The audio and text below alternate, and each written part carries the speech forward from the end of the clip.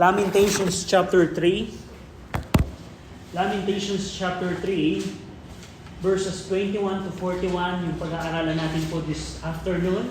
And alam natin po na ang Book of Lamentation ay meron po itong 5 chapters or 5 stanza because the Book of Lamentation is poet.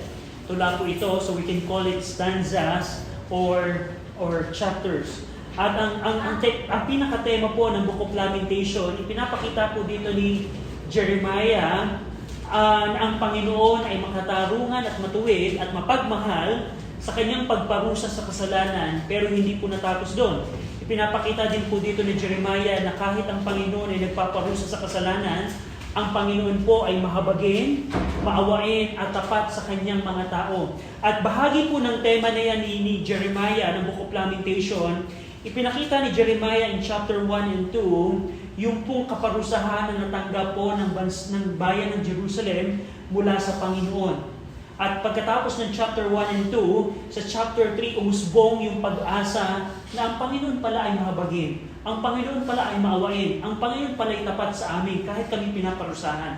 At bahagi po ng presentation ng Jeremiah ng katangian po ng Diyos na yan, na hindi lamang pinakita niya sa unang 2 chapters yung sorrowful complaint ng bansang Israel or ng bayan ng Jerusalem, ipinakita din po dito in the 3rd stanza sa opening part ng 3rd poem. Nagsimula po dito yung personal complaint ni Jeremiah sa kanyang personal na affliction. Remember last week, yung ating pag-aaral last week, unang ipinresenta ni Jeremiah yung kanyang mga reklamo, yung kanyang mga suffering na naranasan. Pero sa gitna ng mga karanasang iyon, sabi ni Jeremiah in verse number 21 hanggang verse number 23, "This I recall to my mind, therefore have I hope. It is of the Lord's mercies that we are not consumed, because His compassion fail not. They are new every morning, great is thy faithfulness." So, dito ipinakita ni Jeremiah, at actually ito pong verse na binasa po natin, verse 21 to 23, ito po ang pinakasentro ng Book of Lamentation. Na sa gitna ng national destruction na naranasan ng bansang Israel, ng bayan ng Jerusalem, sa gitna ng personal complaint ni Prophet Jeremiah sa kanyang nararanasang affliction, meron pong umusbong na pag-asa na ang Panginoon ang mahabagin at maawain at tapat sa atin pang araw-araw. At ngayong hapon ito, titingnan po natin ano ang comfort na pwede nating kuhanin kung tayo ay magsasuffer sa affliction. At ano yung dapat natin gawin during the time of affliction? Ang tanong, Christian, meron ba sa atin sa kwartong ito na walang affliction? O meaning, hindi natin nararanasan ng affliction? Wala siguro pong makakapagtaas ng kamay. Ang realidad, ang sabi po ng salita ng Panginoon, ang tao na ipinanganak ay puno tayo ng kalungkutan at kaguluhan sa ating buhay. Kaya matututo tayo ngayon, this afternoon, titingnan natin kung paano pinakita ni Prophet Jeremiah, saan tayo kukuha ng kaaliwan sa gitna ng affliction. Ano ang dapat natin gawin in the time of affliction? Shall we pray? Ama naming Diyos na makapangyarihan sa lahat, kami Panginoon ay lumalapit po muli sa inyo, nananalangin, na tulungan niyo po kami as we are studying the Book of Lamentation. Tulungan niyo kami, Ama, na matuto po sa inyo pong salita. We pray na ang inyong pong salita ay magbigay ng pag-asa sa amin, magbigay ng kaaliwan, magbigay, Panginoon, ng pagtatama, Panginoon. Dahil alam namin naman na kailangan po namin ito. Alam namin, Panginoon, ang aming mga spiritual na buhay, may mga pangangailangan. We're praying, Ama, na i-provide niyo ang mga pangangailangan namin spiritual. Gayun din, Panginoon, bigyan niyo kami ng kaunawaan ng chapter 3 upang proper na namin ma-i-apply ito, Ama, sa aming pong mga buhay. Sa ngalan po ng aming Panginoong Kristo, Amen. Now, titingnan natin po this afternoon kung paano pinakita ni Jeremiah na in the time of affliction, either ang affliction na nararanasan mo Kristiyano ay dahilan sa iyong kasalanan, or either ang affliction na nararanasan mo ay dahil sa iyong pananampalataya, matututo tayo this afternoon kung paano tayo kukuha ng comfort sa gitna ng ating kagulumihanan. Kasi ang mundo natin ginagalawan ngayon, ang mundo, kapag ka may problema, may pagsubok, saan sila tumatakbo? Sa alak. Saan sila tumatakbo? Sa rehabilitation program. paano sila tumatakbo. Itinatakbo nila sa social media. At tayo bang mga mananampalataya ay gagayahin yung kanilang pamamaraan? Or matututo tayo sa karanasan ng ng bayan ng Jerusalem kung paano nakakaranas sila ng affliction at pinakita sa kanila ni Jeremiah, hey mga Hudyo, ganito tayo kukuha ng pag-asa. Hindi tayo katulad ng ibang bayan kung paano sila humihingi ng comfort. Titingnan natin ang ating Panginoon at doon tayo kukuha ng comfort. At yun ang titingnan natin dito. Nakita natin in verse 21 hanggang 23 na sabi ni Jeremiah, sa gitna ng kanyang personal suffering, meron siyang binalik sa kanyang mga isipan. This I recall to my mind. This I bring back to my mind. Ano yun? Therefore I have hope. Meron rin akong pag-asa kasi meron akong inalala. Ano yung inalala niya? Na dahil lamang pala sa habag ng Diyos, it is of the Lord's mercies that we are not consumed. Sabi ni Jeremiah, pwedeng nangyari na hindi na kami binuhay ng Panginoon. Pwedeng ginawa na ng mga Babylonia na hindi kami, yung mga bihag na dinala sa Babylonia, hindi na dapat hindi na ginawang bihag, pwedeng patay na kami lahat. Pero hindi inalaw ng Diyos. Sinabi ni Jeremiah, yes, kami ay nagsasuffer right now, but we are not utterly destroyed. Ano ang dahilan? Dahil pala ito sa habag ng Diyos. Dahil sa habag ng Diyos. At hindi lamang doon, dahil yung kanyang awa ay hindi pumapalya. Tanong Christian as an application, may mga pagkakataon tayo na inaalaw ng Diyos ang pagsubok sa ating buhay. Pero kung titingnan natin, ang Panginoon alam kung ano yung kakayanan natin. Katulad ng sinabi ng 1 Corinthians 13 na ang Diyos, hindi tayo bibigyan ng pagsubok na hindi natin kayang gawin at lampasan. At kung titingnan natin, halimbawa, Panginoon, wala na akong pamasahe sa jeep. Wala na akong pamasahe papuntang trabaho. Pero kung titingnan natin, meron binigay na paa ang Diyos sa atin. Kung halimbawa, meron kang karamdaman o meron kang pagsubok sa buhay, pero kung titingnan natin yung ibang tao na na worse ang sitwasyon kumpara sa atin, makikita natin na sa gitna ng affliction na naranasan natin, meron pa rin habag na ibinibigay ang Panginoon sa atin. At yun ang nakita nila. Yes, nararanasan namin mga affliction. Maraming patay sa kalye. Merong taggutom. Maraming ang templo ay sira. Pero nakita ni Jeremiah, no, wait. We are not utterly destroyed. Merong remnant na natira. Merong itinira ang Diyos. May mga Hudyo pa na nabuhay. At ito'y inalaw ng Diyos dahilan sa habag ng Diyos. At yung kanyang awang hindi pumapalya. Sabi din ni Jeremiah in verse 23, yung habag ng Diyos ay panibago sa bawat araw. They are new every morning. Yung habag at awa ay bago. Ibig sabihin nito, unlimited ang habag ng Diyos. Ilang beses po in-emphasize ng Book of Psalms ang habag ng Diyos. Na pwede natin itong asahan sa bawat araw. Hindi natin mauubusan ng Diyos ng habag at awa. At sabi din dito, in verse 25, dakila ang katapatan ng Diyos. Dakila ang katapatan ng Diyos. Imagine niyo, sa gitna ng sitwasyon nila, kung nakita natin in chapter 1 and 2, sa gitna ng kanilang sitwasyon, pwedeng sabihin natin, wait, kinalimutan na sila ng Diyos. At yun ang ginawa ng mga kapitbahay nilang bansa. Remember, na ipinakita ni Jeremiah yung mga Egyptian, yung mga Moabites, mga Edomites, sinasabi sa bansang Jerusalem, ito ba ang kagandahan ng Panginoon? Preparing si Jerusalem as a way of mockery? Na pwedeng sabihin nila na kinalimutan na sila ng Diyos. Hindi natapat sa kanila ang Diyos. Pero dito, sinabi ni Jeremiah, sa gitna ng naranasan nila, ang katapatan ng Diyos ay dakila. Now, Kristiyano, tingnan nyo, halimbawa, kung ikaw ay tamaan ng cancer, of course, ang cancer, scientifically, lahat tayo ay prone magka-cancer. It's just a matter of time.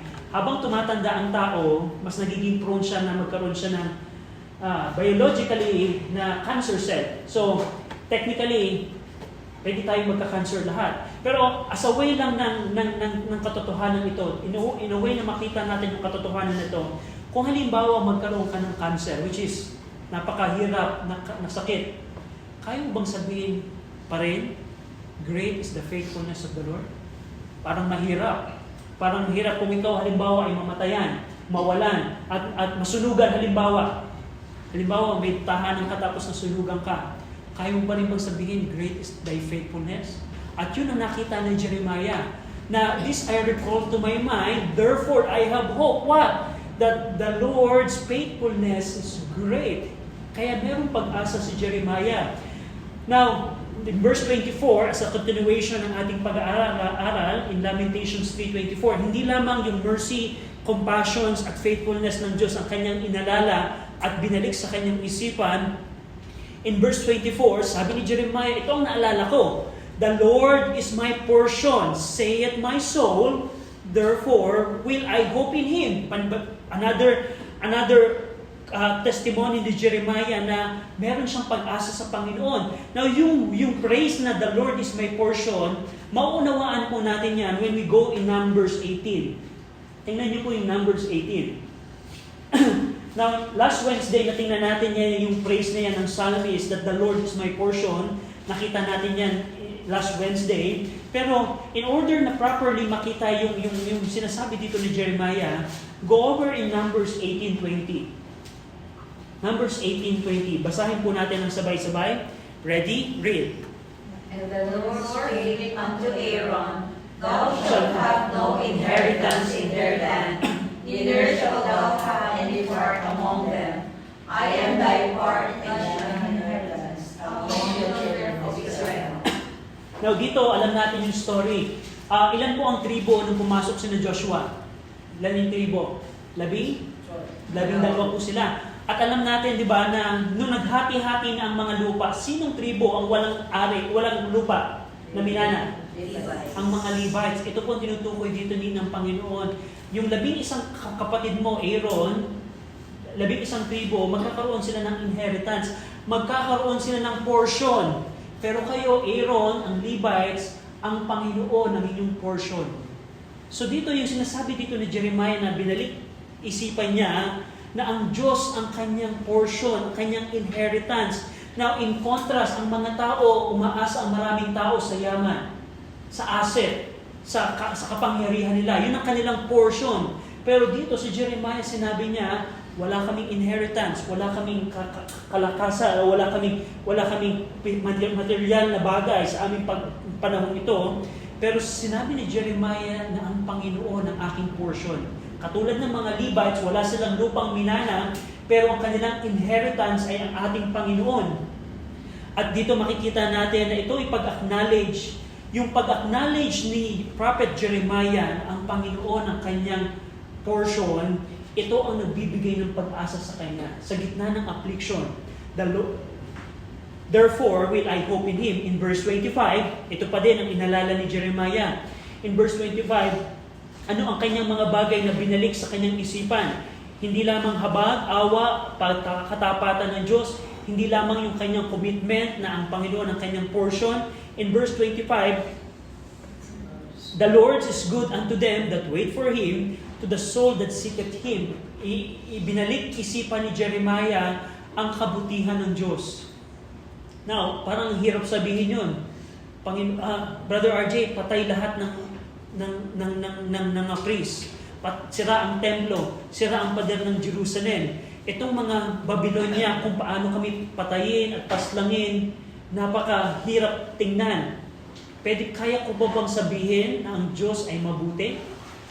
Parang napakahirap nun. Pero dito, si Jeremiah, sinabi niya, ito aking iisipin upang ako'y magkaroon ng pag-asa. Ang Diyos ay mabuti sa dalawang klaseng tao. Una, yung mga naghihintay sa Kanya, that wait for Him. That wait for Him. Alam niyo po ba mga mananampalataya na bawat isa po sa atin, kailangan nating magkaroon ng patience. Yung patience ng Bible, iba po ito sa patience ng word na ginagamit natin ngayon. Halimbawa, kung ikaw ay maghihintay sa iyong kaibigan at late yung kaibigan mo, patience yun yung term ng patience natin ngayon. Pero ang biblical term ng patience, ito po ay may kasamang endurance. Endurance, ano yung pagtitiis? Pagtitiis. At ang Diyos pala ay pinapakita niya yung kanyang kabutihan sa mga taong naghihintay sa Kanya ng merong pagtitiis at yung mga kaluluwa o mga tao na sinasaliksik siya. Sinasaliksik siya. At ito ang mga bagay na binalik isipan ni Jeremiah upang magkaroon siya ng pag-asa. Ano ang matututunan natin dito mga mananampalataya? Bilang mga mananampalataya, kapag maranasan mo ang pagsubok sa buhay, maranasan mo ang affliction, which is we are all prone, lahat po tayo ay mararanasan yan, kailangan nating ibalik tanaw kung sino ang Diyos. Kailangan nating ibalik tanaw kung ano ang mga katangian niya. Kailangan nating ibalik tanaw kung paano ang kalooban niya sa atin. Paano ang kalooban? At yun ang magbibigay pag-asa sa atin na, halimbawa, tamaan ako ng cancer, tamaan ka ng cancer. Kung iisipin mo lamang na meron kang buhay na walang hanggan, na ang katawan mo ay temporary lamang, hindi ba yun magbibigay ng pag-asa sa iyo? Kung halimbawa meron kang kaaway na tao na ikaw ay inaaway, pinipersecute, pero alam mo na ang Diyos ang iyong kakampi, hindi ba yun magbibigay ng pag-asa sa iyo? At ganun yung ginawa ni Jeremiah, at ganun ang dapat nating gawin in our time, during the time of affliction. Now ito pong verse 26 to 30, ito po ay naglalaman kung paano ipinakita ni Jeremiah ano ang mabuti sa tao. Na kung tatanungin ko kayo, ano ang mabuting sa tao? Pag tinanong mo ang mga Pilipino, ganito ang tanong ng karamihang Pilipino, ang gobyerno ay suportahan kami kahit kami hindi nagtatrabaho. Ganyan ang sigaw ng mga protesta na bigyan kami ng tulong. Pero kung titingnan mo sila yung mga tambay lagi sa kalsada. That's how Filipino is. Pero kung titingnan natin, pag tinanong mo ang social, halimbawa DSWD, ano ang dapat meron ng tao? Ano mabuti sa tao? Maranasan ng tao? Iba-iba ang kanilang pananaw. Pero dito ipinakita ni Jeremiah ano ang mabuti sa tao in relation sa pagsubok na pwede nating maranasan. Tingnan natin in verse 26. Basahin po natin ng sabay-sabay yung 26. Ready? Read.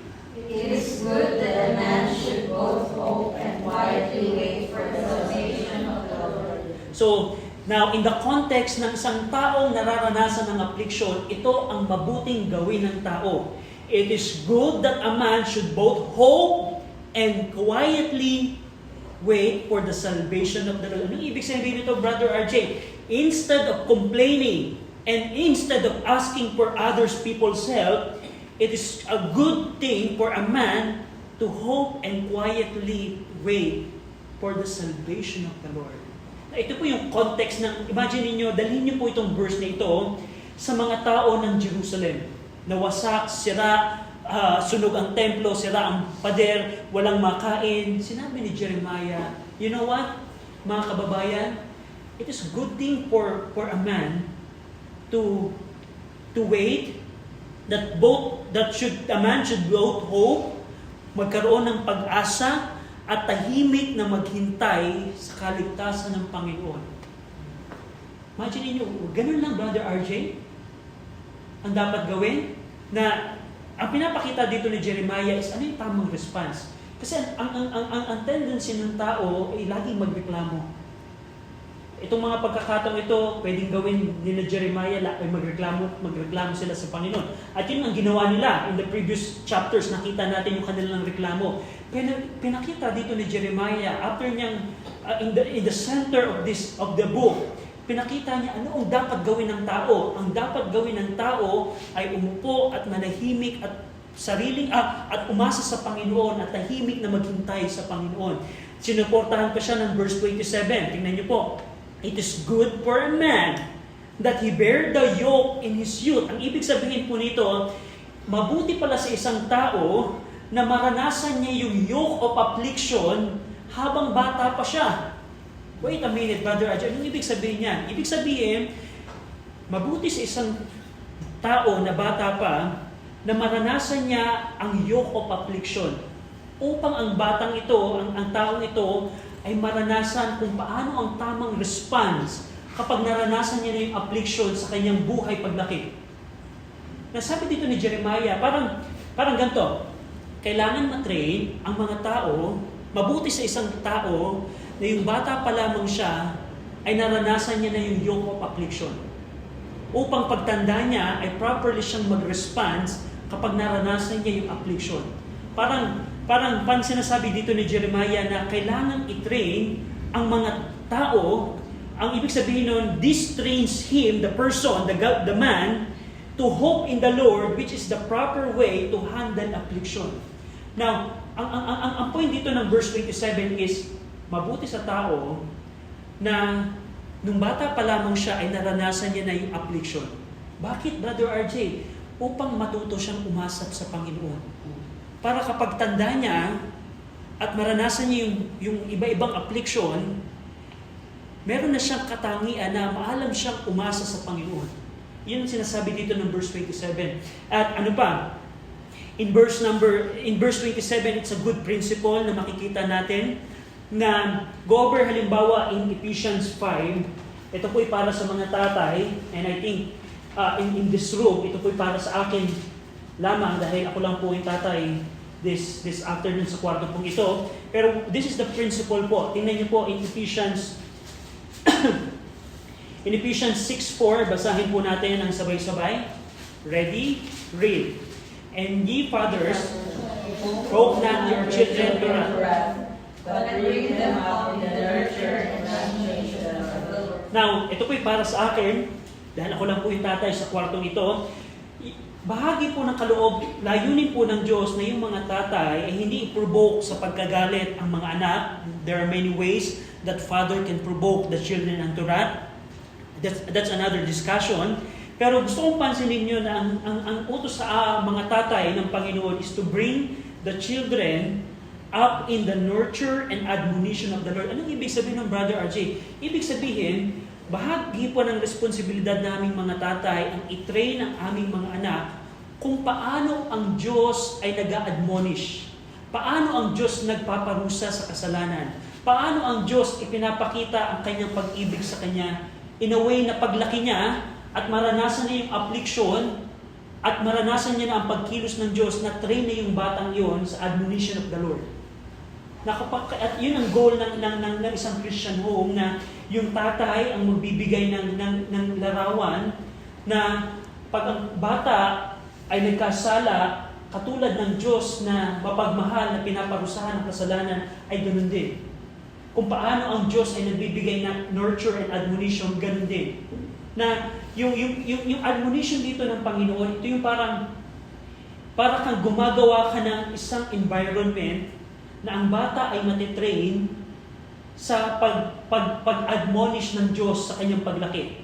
Parang ang tahanan po, ang training ground ng kabataan upang pag siya ay lumaki na at lumaki na, alam niya na kung paano kumilos ang Diyos sa kanyang buhay. Na kapag ka nagkasala siya, paparusahan siya ng Diyos. Wait, yun ang ginagawa ng tatay ko dati.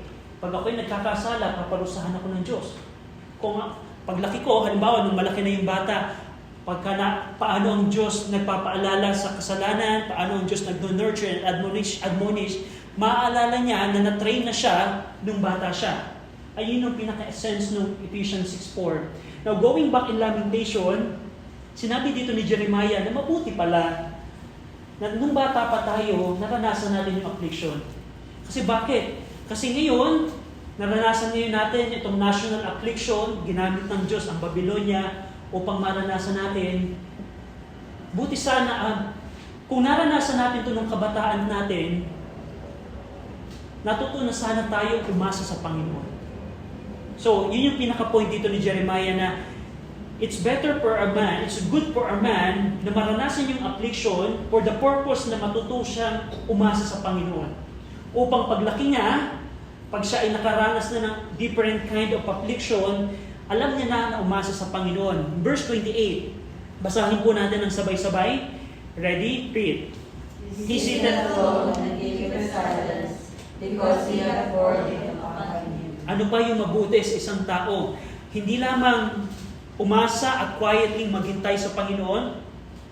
In verse 28, na kung ang Diyos ay magpapataw ng burden sa isang tao, it is beneficial for that person to spend time alone in silence rather than constantly seeking out others to complain. Sinabi dito ni Jeremiah na kapag ikaw ay pinaparusahan ng Diyos o pinaparanas ng affliction ng Diyos, mabuti pa na ikaw ay umupo ng nag-iisa at tumahimik ka. Manahimik ka. Bakit? Bakit ganito, Brother RJ? Kasi tayong tao, ang tendency natin, hahanap tayo ng someone na pagrereklamuhan. O kung hindi man yun, hahanap tayo ng ibang tao na tutulong na hihinga natin ng tulong. Pero dito ipinakita ni Jeremiah, tandaan niyo po, hindi mali, hindi po masama na ikaw ay hihingi ng tulong, hingi ka ng prayer request sa someone. Pero dito ibinibigyan ni Jeremiah ng focus na una't higit sa lahat na matutunan mo na manahimik at umasa sa Panginoon, ikaw at ang Panginoon lamang ang aasahan mo. Instead na ibang tao ang hihingan mo ng tulong. Sa Diyos ka humanap, una't higit sa lahat ng pag-asa. Sa Diyos ka una't higit sa lahat humanap ng comfort. Mas mabuti na ikaw ay umupo na nag-iisa at maghintay patiently and quietly sa kaligtasan ng Panginoon. Yun ang sinasabi dito ni Jeremiah. Now, tandaan nyo, in verse 29, He put His mouth in the dust. If so be there may be hope. Dito, hindi lamang ipinakita dito ni Jeremiah na hindi lamang dapat mong takluban ng kamay mo ang iyong mga mata, kundi ang iyong mga bibig. Hindi lamang dapat yung kamay mo ay tatakluban ng iyong mga bibig upang hindi ka magreklamo sa iyong kalagayan, upang hindi ka humingi ng tulong sa iba. Hindi lamang tatakluban ng kamay mo ang iyong mga bibig, kundi yung iyong bibig ay ilagay mo sa lupa.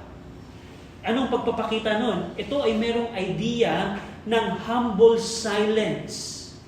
Na dahil ang bibig po natin, yung the way na ang bibig ay ilalagay sa alabok, ito po yung pagpapakita na hindi ka magsasalita, hindi ka magrereklamo, hindi ka hihingi ng tulong sa iba, kundi ikaw ay mananahimik at ito yung panahon na marirealize mo na ang pag-asa lamang ay sa Panginoon.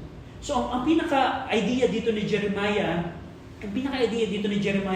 bakit niya sinabi na mas mabuti na tumahimik, mas mabuti na doon ka lang sa isang sulok, is for the reason na matutunan natin na sa Diyos tayo dapat hihingi ng pag-asa at hahanap ng pag-asa. Yun ang sinasabi ni Jeremiah na dapat mas maganda sa isang tao na yung bata pa man siya, during the time of his youth, ay naranasan na yung affliction. Bakit? Kasi kung na-train siya na umasa sa Panginoon at ngayon nararanasan na niya yung worst affliction, alam niya na sana na umasa sa Panginoon. So ang pinaka-point dito, sa Panginoon dapat lamang hihingi ng pag-asa. So, in verse 30, sabi pa dito ni Jeremiah, to amplify yung katotohanan na ito, He giveth His cheek to him that smiteth him, He is filled full with reproach. Ang ibig sabihin po nito, when he is filled with reproach, it is good what a man to learn patiently to bear abuse and reviling from men. Ibig sabihin, kung nararanasan mo ang reviling or abuse ng tao, mabuti na maranasan mo yun upang matutunan mo na umasa sa Panginoon. Remember, halimbawa, in Isaiah 50 verse 6, tingnan niyo po, in order na maunawaan ito, buksan niyo po ang inyong pong mga Bible sa Isaiah 50 verse 6. Isaiah 50 verse 6. Ready? Basahin po natin ng sabay-sabay. Ready? Read. I gave my back to the smitters, and my cheeks to them that pluck off the hair. I hid not my face from shame and spittings. Yan po ang ating ang Panginoon po nagsasalita dyan, which is naging na-fulfill nung ang Panginoong Kristo po ay nagkatawang tao. Na ang sinabi niya dito ng Panginoon, I gave my back to the smitters, and my cheeks to them that pluck off the hair. I hid not my face from shame and spitting. Na ano pa? Tingnan niyo ang Matthew 5. Ang Panginoon na nagsabi na i-offer mo ang in-offer niya yung kanyang mga mukha sa smitter. In Matthew 5, 38 and 39, basahin po natin ng sabay-sabay. Matthew 5, 38 and 39. Ready? Read. Ye have heard that it had been said, an eye for an eye, and a tooth for a tooth. But I say unto you, that ears is not evil, but whosoever shall smite thee on thy right cheek, turn to Him that others also. So dito, hindi lamang ang Panginoon na nag-offer ng kanyang mga muka sa mga mananampal, kundi intusan din tayo ng Panginoon na kung ikaw ay Kristiyano at ikaw ay sinaktan sa iyong isang pisngi, i-offer mo yung kabilang pisngi mo, which is related sa sinabi dito ni Jeremiah in Lamentation 3. Now, anong tinutukoy dito ni Jeremiah? Jeremiah, anong point mo dito? Ang point dito ni Jeremiah, sa gitna ng revilers and affliction na nararanasan mo, i-offer mo yung iyong cheek upang matutunan mo na umasa sa Panginoon. So yun ang pinaka-root ng section na ito. Mabuti sa isang tao na maranasan ang affliction, which is we do, upang matutunan natin na umasa sa Panginoon. Yan ang pinaka-thesis dito ni Jeremiah sa chapter na ito. Mabuti na manahimik, mabuti na maranasan natin yung reviling and abuse ng tao, mabuti na ganito ang kalalagayan natin. Bakit? Upang matutunan natin na umasa sa Panginoon. At alam niyo po ba, this is the truth, Christian. Hindi mo matututunan umasa sa Panginoon kung hindi mo mararanasan ang affliction. That's just the reality. Hindi mo matututunan magtiwala at manampalataya sa Panginoon kung hindi mo mararanasan ang pagsubok sa buhay. Probably itong mga words na binabanggit natin, just theory, parang halimbawa, ikaw ay driver, gusto mo mag-drive. Kahit ikaw ay mag-enroll sa online, halimbawa, nag-aral ka ng driving pero online lamang, sa YouTube lamang. Pero never ka nag-practice magmaneho. Sa tingin mo, tunay kang natutong mag-drive kung hindi ka nakapag-practice? So the same thing here dito din. Dito ang pinapakita lamang dito ni Jeremiah. Kaya pinaparanas ng Diyos ang affliction. Ang context po nito ay yung Jerusalem. Yung buong Jerusalem ay under affliction. Si Jeremiah is under affliction. Ang layunin lamang pala, matutunan ng mga Hudyo na umasa sa Panginoon, umasa sa Panginoon. At as an application sa ating buhay, mga mananampalataya, is the same thing. Ninanais ng Diyos na umasa tayo sa Kanya. Ninanais ng Panginoon na lagi tayong manalangin sa Kanya. Ninanais ng Panginoon na saliksikin natin siya. Ninanais ng Panginoon na maghintay tayo sa Kanya. Pero paano natin matututunan yon? Kailangan mo bang mag-enroll sa seminary na halimbawa Hope 101 na subject? O kailangan mo mag-enroll sa Patience 101 na subject para matutunan ito? No. Ang way na matututunan mo to kung mararanasan mo yung affliction. At that's how God works. Remember Job? Remember the other Bible characters who suffer affliction? Doon nila natutunan na umasa sa Panginoon. Pero kung ikaw ay Kristiyano, na of course lahat naman tayo mararanasan ng affliction, ang tamang way na pag nararanasan mo ang training ng Panginoon, doon lang tayo sa isang gilid, matutunan natin umasa sa Panginoon. Umasa tayo sa Panginoon. Ito yun yung time na magbigay ka ng importansya sa iyong panalangin. Doon yung time na masaliksikin mo, Panginoon, bakit, ano yung layunin mo? Bakit mo pinaparanas yung cancer sa akin? Bakit mo pinaparanas itong pagsubok na ito? And you can see it from the Word of God.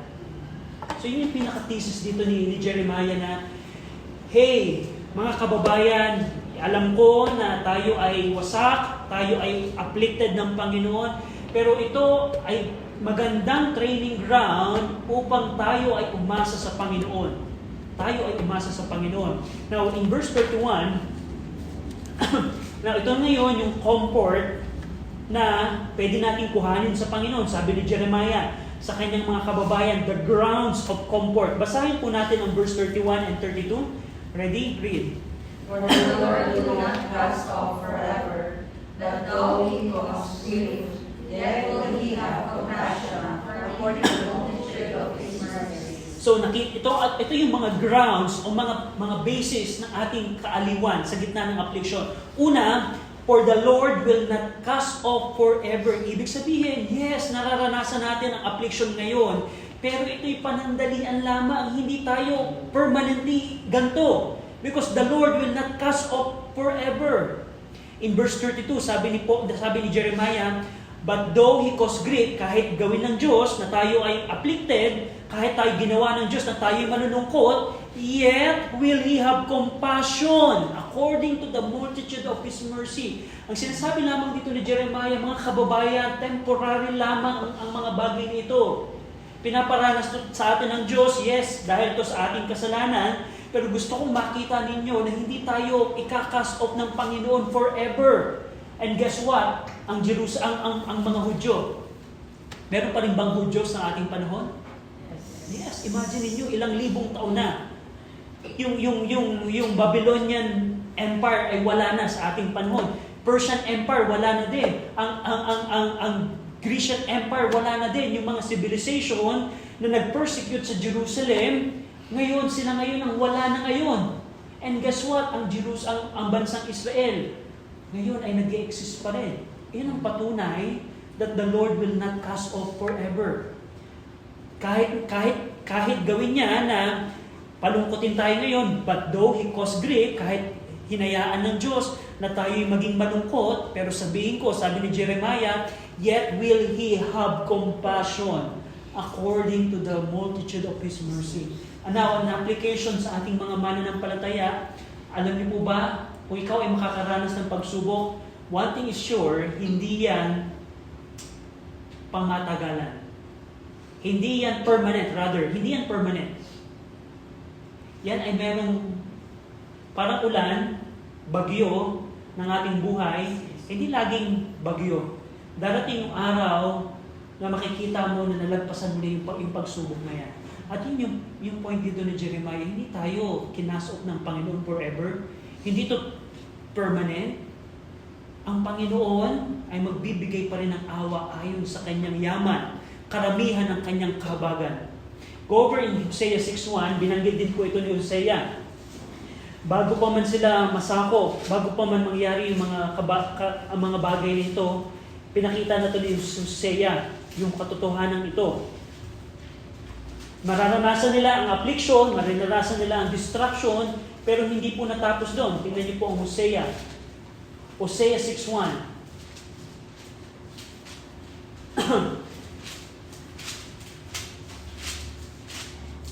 Hosea 6:1. Basahin ko po ito at sundan niyo ako sa inyong mga Bible. Come and let us return unto the Lord, for He had torn and He will heal us. He had smitten and He will bind us up. Napansin niyo po yun? He will torn, but He will heal us. He had smitten, and He will bind us up. So, ganun kung paano ang Panginoon ay kumilos sa bayan ng Jerusalem. That's verse 31 and 32.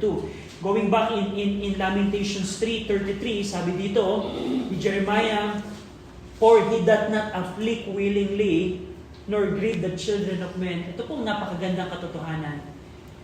Kung ikaw man ay paranasin ng Diyos ng affliction, one thing is sure, He doth not afflict us willingly. Ibig sabihin ng willingly doon sa original, hindi ito galing sa puso ng Diyos. Imagine ninyo, parang isang tatay, kung ang tatay ay matino, dahil maraming tatay na hindi matino, ina-abuse ang mga anak.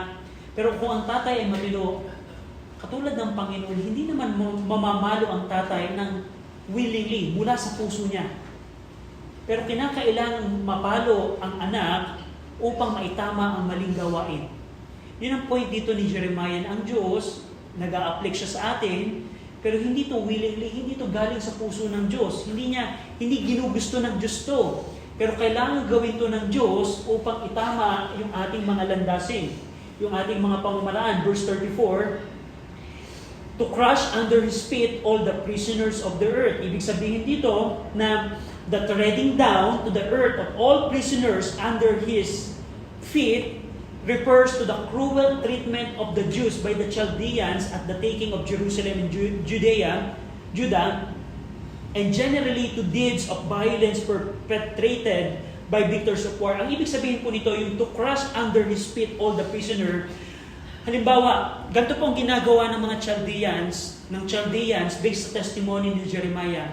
Yung mga Hudyo na sinakop nila, papaupuin sa lupa, tapos yayapakan ng ulo sa lupa.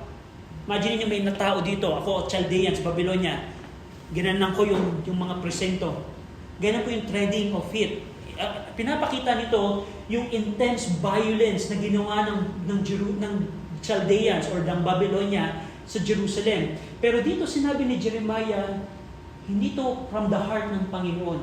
Hindi to inalaw ng Diyos ayon sa kanyang puso.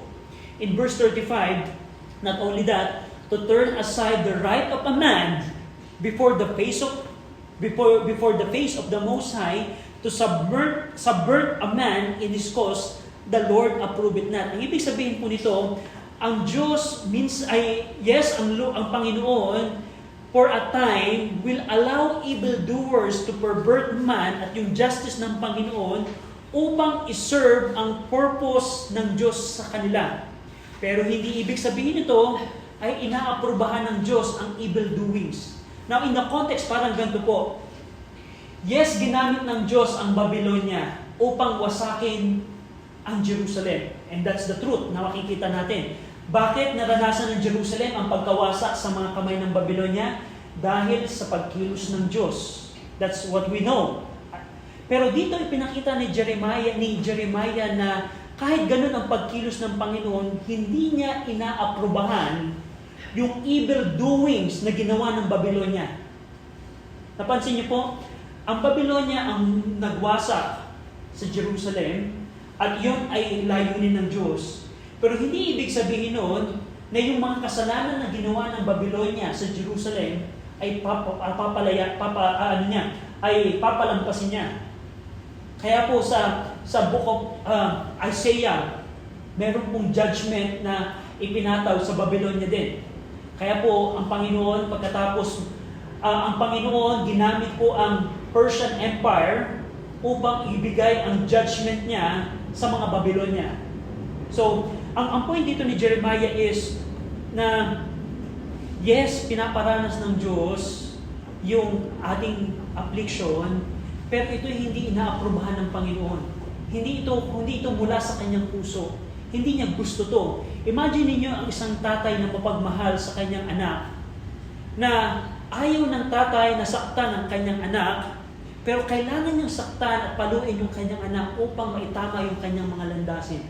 Ibig ba sabihin na pinalo ng tatay yung anak ay ito'y galing sa puso? Ito ay galing sa puso ng tatay na gusto ng tatay talaga na saktan? Umiyak yung anak? Hindi. Ganon din ang Panginoon. Pinapakita dito ni Jeremiah, katulad ng tatay natin sa lupa, na ang Diyos tayo ay ina-afflict. Ang Diyos ginamit ang Babylonia upang tayo ay mag-suffer right now, pero hindi ito galing sa Panginoon. Hindi ito from His heart. Hindi niya personal na gusto to. Ang gusto ng Panginoon, itama yung ating mga landasin. At dito, knowing this thing, pwede tayong kumuha ng comfort. Now, in application, Christian, parang ganito po. Halimbawa, makaranas ka ng pagsubok. Kung alam mo na yung pagsubok na ito na ibinigay sa akin ng Diyos ay upang masubok yung aking pananampalataya. Upang, tingnan nyo halimbawa ang Hebrews 12, kung ito ay dito tayo makakakuha ng comfort as an application. Halimbawa, for example, magkaroon ka ng cancer, Christian. Halimbawa, meron kang cancer. Stage 4 cancer. Pancreatic cancer. Na hindi ka na makakain, na naghihintay ka na lamang, worst condition. Pero tingnan nyo to. In Hebrews 12:11, sabi dito ni Paul, sa mga Hudyo na nakakaranas ng persecution din nung time niya, yung mga Hudyo po ng mga panahon ito, parang yung mga Hudyo nung time ni Jeremiah sa Jerusalem na nakakaranas ng affliction through the Babylonian. Ito po, yung mga Hudyo, sabi ni Paul, mga Hudyo, now no chastening for the present seemeth to be joyous, but grievous. Nevertheless, afterward, it yieldeth the peaceable fruit of righteousness unto them which are exercised thereby. Now, kung an application ganito, Christian, let's say magkaroon ka ng cancer. And of course, ang cancer ay napakahirap i-deal, especially in our country, in our medical field, especially sa ating bansa, or even worldwide. But the truth is, ang cancer ay pagsubok ng Panginoon. Pero kung titingnan mo na ito'y gagamitin ng Diyos upang turuan ako na umasa sa Kanya. Upang ako, yes, ito ay hindi joyous. Ito ay grievous. Pero sabi ni Paul, nevertheless, kahit paman, ito ay mamumunga ng kapayapaan, ng katuwiran sa mga taong nakakaranas nito. Imagine niyo yun. At doon tayo pwedeng humawak ng pag-asa na kaya ko pala nararanasan ng cancer. Pag nalagpasan ko to, yes, alam ko, kaya ng Diyos na pagalingin ako, pero napakahirap ng aming sitwasyon. Irritable palagi, hindi namin alam saan kami kukuha ng pampagamot. Hindi namin alam kung saan kami hihingi ng tulong. Pero pwede itong gamitin ko upang mamunga ako ng peaceable fruit of righteousness. Katulad ng sinabi ni Jeremiah na mabuti na maranasan natin yung affliction upang matutunan natin umasa sa Panginoon. Na kung malagpasan mo yan, halimbawa, let's say malagpasan mo na yung pagsubok na yan, at merong bagong pagsubok na dumating, alam mo na ang technique. Alam ko na, nalagpasan ko na yan before, ang ginawa ko lang, umasa lamang ako sa Panginoon, and that's it. Naging seryoso ako, manalangin sa Panginoon, I cast all my care upon Him, for He cared for me. Nagawa ko na yun before, and ngayon meron panibagong pagsubok. I know what to do. At yun ang layunin ng Diyos. Na meron tayong training na maranasan na tayo aasa lamang sa Panginoon. Now, lastly, in Lamentations 3, ngayon, ano ang duties ngayon dapat gawin ng mga taong afflicted? Now, ang context pa rin po nito, yung kanyang mga kababayan na afflicted ng mga panahon ito. Now, ang tanong, ano ang dapat gawin nila? Now, in application sa ating buhay, ano ang dapat din natin gawin kung tayo ay makakaranas ng affliction? Basahin po natin yung 37 and 38. Ready? Read. Who is he that saith, and it cometh to pass, when the Lord commanded it not? Out of the mouth of the Most High proceedeth not evil and good. Now, ang verse 37 po, it means is, who dares to say that such a thing happens without the command of the Lord? Ibig sabihin, sino pwedeng maglakas loob na magsabi na nangyari ang isang bagay na hindi ito inutos ng Diyos? Meron bang ganon? Meron kayang kaganapan sa ating buhay na nangyari sa ating buhay na hindi inutos ng Diyos? Kung kayo halimbawa ay nasa paanan ni Job, pwede mo bang sabihin, hindi ito inutos ng Diyos, aksidente lang to, pero in reality, lahat ng naranasan ni Job, ito ay ayon sa kanyang plano. In application sa ating buhay, meron ba sa ating magsasabi na, kaya ako nagka-cancer kasi baka ang Diyos walang pakialam sa akin? No. Whether it is good or evil ang maranasan ng tao, ang Diyos ang nagplano nito. Verse 38, sabi pa dito, out of the mouth of the Most High proceeded not evil and good. Ang ibig sabihin dito, masama man ang mangyari at mabuti man ang nangyari, ito ay lahat nagmumula sa Diyos. Kung ikaw ay tumama sa loto, which is baka diablo ang magpatama sa'yo, pero halimbawa, kung ikaw ay pasaganahin ng Panginoon, halimbawa, masipag ka sa trabaho, and ayan, prinsipyo ng Bible, kung ikaw ay masipag, pagpapalain ka ng Panginoon. That's the reality. Kaya may mga unsaved na mayaman dahil sinusunod nila ang prinsipyo ng Bible. Pero kung halimbawa, bigyan ka ng Panginoon ng masaganang buhay, ng magandang pamilya, malusog na pangangatawan, ito ay galing sa Panginoon. Pero what if on the other side, maranasan mo ang sakuna, maranasan mo ang sunog, maranasan mo ang karamdaman. Ang tanong, ito din ba ay galing sa Panginoon? Yes, galing pa rin ito sa Panginoon. Sabi dito ni Jeremiah, walang makapagsasabi na ang isang bagay ay nangyari na hindi inutos ng Panginoon. Ngayon, ano ang dapat natin gawin? Kung alam natin na mabuti at masama na nangyayari sa atin, ito ay ayon sa kalooban ng Panginoon, ano ang dapat natin gawin? Verse 39 to 41, let us read. Ready? Read. Wherefore doth a living man complain, a man for the punishment of his sins. Let us search and try our ways, and turn again to the Lord. Let us lift up our heart with our hands unto God in the heavens.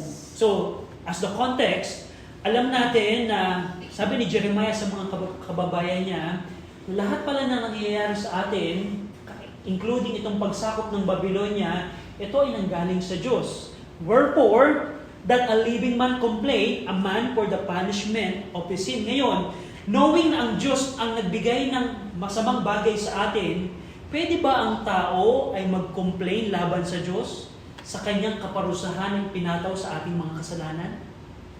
In application, tayong mga Kristiyano, pwede ba tayo magreklamo sa Diyos? Yes, we sometimes complain sa Panginoon, pero hindi pala yun ang tamang paraan.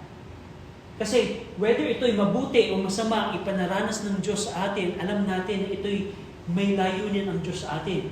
At bahagi ng ating responsibilidad, hindi pala dapat tayo magreklamo. Kumbaga, instead na magreklamo, ang dapat natin gawin is in verse 40, instead of complaining, let us search and try our ways and turn again to the Lord. That's the proper way pala. Instead of complaining, kailangan pala natin gawin ay examine natin yung ating mga conducts, yung ating mga buhay. Saliksikin natin yung ating buhay at tayo ay bumaling sa Diyos. That's the proper response. Na kung maranasan mo halimbawa, kung ako halimbawa, naninigarilyo Kristiyano secretly, nagsisimba ng Sunday, naninigarilyo pag Monday hanggang Saturday, nagiinom nagsisimba ng Sunday pero nagiinom ng Monday to Saturday, and ako tamaan ako ng liver cancer or ng lung cancer. Pwede ba ako magreklamo sa Diyos? No. Na ako'y pinarusahan ng Diyos? Wait, Panginoon, napakalupit mo naman. Bakit mo ako pinigyan ng lung cancer? Eh, nagsisimba naman ako ng Sunday. Can a living man complain?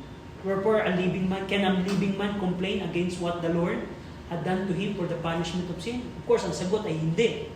Instead, ang kailangan kong gawin, kung may lung cancer na, I will examine, search, and try my ways, and turn again to the Lord. Ano yung mga mali kong ginawa? Bakit ako nagka-lung cancer? Ano yung mga mali kong gawa? Bakit ganito yung sitwasyon ko ngayon? Aking sasaliksikin ang aking mga landasin, ang aking pamamaraan, upang ako'y bumalik sa Diyos. That's the proper way.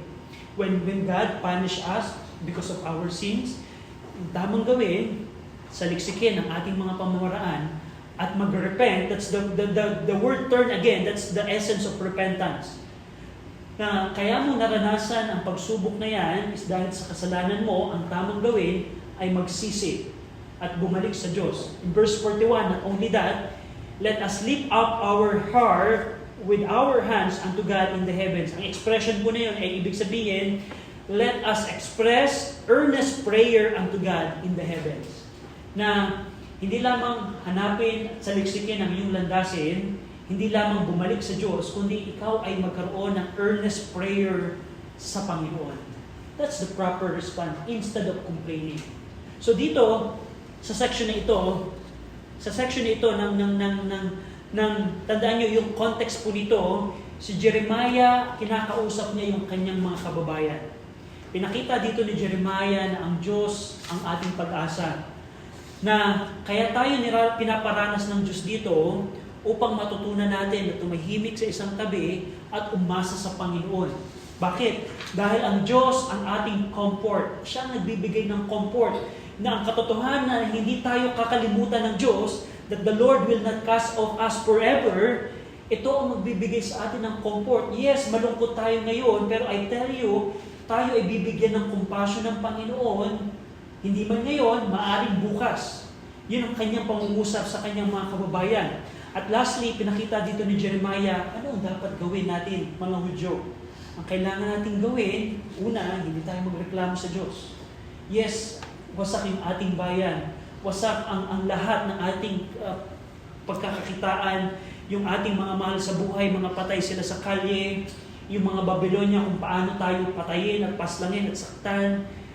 Pero huwag tayo magko-complain sa Panginoon, kundi ating saliksikin ang ating mga pamamaraan at tayo bumalik sa Diyos. Yan ang message ni Jeremiah sa kanyang mga kababayan. Bumalik tayo sa Diyos. Let us turn again to the Lord. And in application, ano matututunan natin dito? Of course, lahat tayo, kung hindi ka man nakakaranas ngayon ng affliction, I tell you, mararanasan mong affliction. That's the reality. Ang affliction po ay parang cycle lang yan. Pero the good thing na matututunan natin dito, kapag ka meron kang affliction, ito pala yung training ground ng Panginoon upang tayo ay umasa sa Kanya. Sinabi ni Jeremiah, mabuti ang isang tao ay maranasan yung affliction ng bata pa siya kasi matututunan niyang umasa sa Panginoon. Para pag dumating yung another cycle of affliction, another set of affliction, alam mo na umasa sa Panginoon. Kaya pwede mo nang sabihin, last year may ganun din akong problema, alam ko ang ginawa ko dyan. Dinala ko lang sa Panginoon sa panalangin. Ibinato ko lang sa Panginoon yung aking problema, and guess what? Nalagpasan ko siya. And ngayon, meron ulit akong ganyang pagsubok. I know how to trust in the Lord. At yan ang pinaka-goal ng Christianity in the time of affliction, na matutunan natin umasa sa Panginoon. Dahil I'll tell you, sabi ni Jeremiah, sinabi dito ng verse 37, mabuti man ang maranasan mo Christian, masama man ang maranasan mo Christian, ang Diyos ang nag-utos nito. We don't know kung paano ginawa ito ng Diyos, pero I tell you, ang Diyos ay merong appointed, paranas natin ang affliction sa anak kong ito. Paranas natin ang affliction kay Job. And that's what happened to Job. Anong dahilan ng Diyos? Upang tayo ay magtiwala sa Kanya. Upang si Job ay magtiwala sa Panginoon, similarity sa atin. What a testimony na ikaw yung Kristiyano na kahit may pagsubok sa buhay, kahit may problema, ay meron pa rin kagalakan na nagtitiwala sa Panginoon. That's the beauty ng chapter 3 na merong pagparusa ang Diyos, merong affliction ang Jerusalem, pero tinuturuan silang umasa sa Panginoon. At ganun din sa atin. Matutunan natin umasa sa Panginoon, umasa at manampalataya sa Panginoon. Tayo pong lahat ay manalangin. Ama namin Diyos, salamat Panginoon sa inyong pong salita. Salamat Panginoon sa Lamentations 3, kung saan pinakita niyo po sa amin, sa gitna ng libro po na ito, ay meron pong liwanag ng pag-asa na ipinakita kayo sa Book of Lamentation. At we pray na as we're studying the Book of Lamentation, mai-apply namin ito, Ama, sa amin pong mga buhay. Alam namin, Ama, sa kwarto pong ito, wala pong isa po sa amin ang exempted sa affliction. Iba-iba po ang mukha ng aming problema, iba-iba po ang mukha ng aming suliranin. Pero Panginoon, salamat dahil hinahayaan pala na maranasan namin ang mga bagay nito, una't higit sa lahat upang matutunan namin ng magtiwala at umasa, Panginoon, sa inyo. We pray, Ama, na tulungan niyo kami na matuto, hindi lamang through your word, kung kami, Ama, ay dadaan sa affliction, turuan niyo kami, Ama, na matuto po na sa inyo lamang umasa, sa inyo lamang humingi ng kaaliwan, sa inyo lamang kumuha ng kalakasan. Pinupuri namin kayo sa ngalan po ng aming Panginoong Kristo. Amen. Salamat po. We are dismissed.